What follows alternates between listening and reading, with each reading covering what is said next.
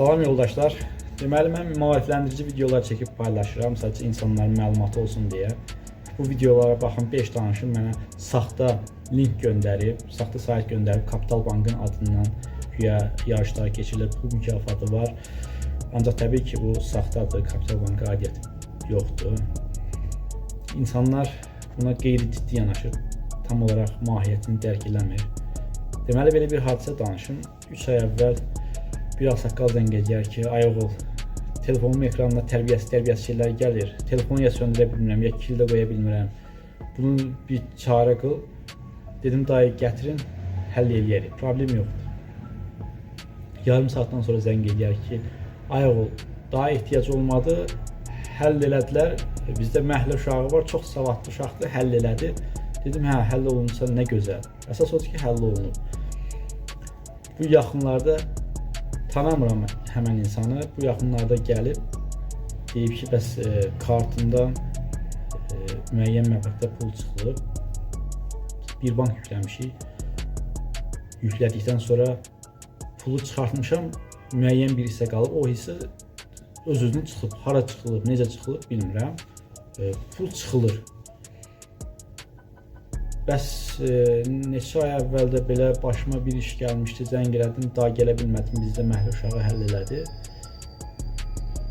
Girib baxaram ki, proqram silinib, bu sistem telefonun pul sisteminə qoşulub. Bəs telefonun şəxsi məlumatlarını artıq idarə edir. Telefondan proqramı silinib, ancaq telefon artıq o dələduzların əlindədir. Dedim, dayı, bəs belə-belə. Yəni, telefonuna virus düşüb, həll eləyib, problem yoxdur. Yəni, əvvəlindən gəlsəydin, bu qədər xərcin çıxmaz, bu qədər yükə düşməzdin. İndi düzdür, onlar cavabdeh deyil. İndi yoldan keçən bir insan, məhəllə uşağıdır, qohum, tanışdır. Onlar cavabdehlik daşımır. Nə deyəsidir? Deyəsi ki, mənə cavab ver. Yəni, Gəl cavab ver. Bunu niyə belə eləmirsən, bunu niyə düz eləməmirsən? Çünki bu, o sahənin insanı deyil. Sadəcə sizi vəziyyətdən çıxardıb, ekrandan onu silib, onu bir çox yollarla silmək olur, həll eləmək olur. Məsələ nədir? Əsas məsələ odur ki, yəni bu işin bilənə, mütəxəssisinə müraciət edin. Çünki sabahsı gün telefonunuzdakı məlumatlardan istifadə edib sizə istənilən cür ziyan vura bilərlər. Pulunuzu oğrayarlar, şəxsi məlumatlarınızı oğrayarlar, telefonunuza qanunsuz sizin nömrənizlə, bank hesabınızdan qanunsuz əməliyyatlar edərlər. Yadıma gəlir, bir cavan oğlan gəlmişdi. Telefonda deyir ki, virus var, bank hesabından pul çıxılır. Onu tapa bilməmişdim. Telefonda virus falan yox idi. Fikirləşdim ki, yəni kartı kiməsə verib, yəqin kartın kodunu kiməsə verib, ona görə belə sorğular gəlir. Nəysə, evə gəldim, öz kompüterimi açanda özüm crack proqramlardan istifadə edirdim o vaxt. Onda yadıma düşdü ki, əgər kompüterinizə crack proqramlar yükləmişsinizsə, kompüterinizə virus düşübsə və siz telefonunuzda istifadə elədiyiniz bulut sistemini kompüterdə istifadə edirsinizsə, onda sizin telefonunuz da idarə olunur, kompüteriniz də idarə olunur. Və həmən yoldaşa zəng elədim.